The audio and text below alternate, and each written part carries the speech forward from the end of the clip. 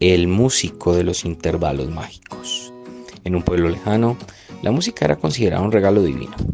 Los habitantes del lugar se reunían en la plaza principal para cantar y tocar sus instrumentos. Pero siempre había algo que faltaba en su música: los intervalos musicales. Los intervalos eran la distancia entre dos notas y eran esenciales para crear diferentes tonalidades y emociones en la música. Sin embargo, los habitantes del pueblo no sabían cómo utilizar los intervalos en su música, lo que hacía que sonara monótona y aburrida. Un día, un misterioso músico llegó al pueblo. Era un hombre delgado, con un sombrero negro y una flauta de plata.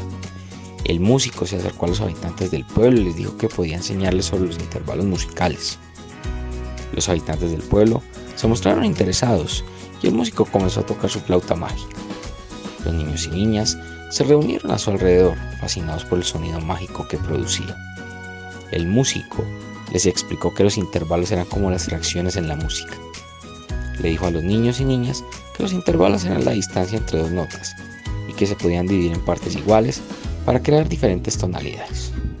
Los niños y niñas se quedaron asombrados mientras el músico tocaba diferentes intervalos en su flauta y les mostraba cómo se podían dividir en fracciones. Los habitantes del pueblo comenzaron a darse cuenta de que la música podía ser más compleja y hermosa gracias a los intervalos. El músico pasó semanas enseñando a los niños y niñas del pueblo sobre los intervalos y cómo aplicarlos en la música. Los niños y niñas practicaban tocando sus instrumentos y creando sus propios intervalos musicales. Pero un día, el músico desapareció misteriosamente.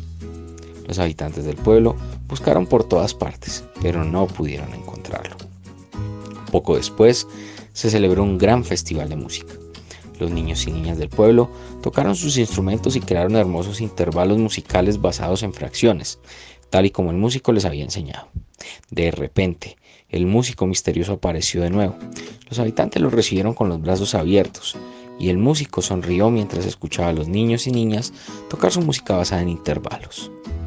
La música que crearon fue tan hermosa y conmovedora que todos los habitantes del pueblo se dieron cuenta de que los intervalos eran la clave para hacer una música que tocara el corazón de las personas. Desde entonces, los niños y niñas del pueblo siguieron practicando y creando intervalos musicales, y el músico se convirtió en una leyenda.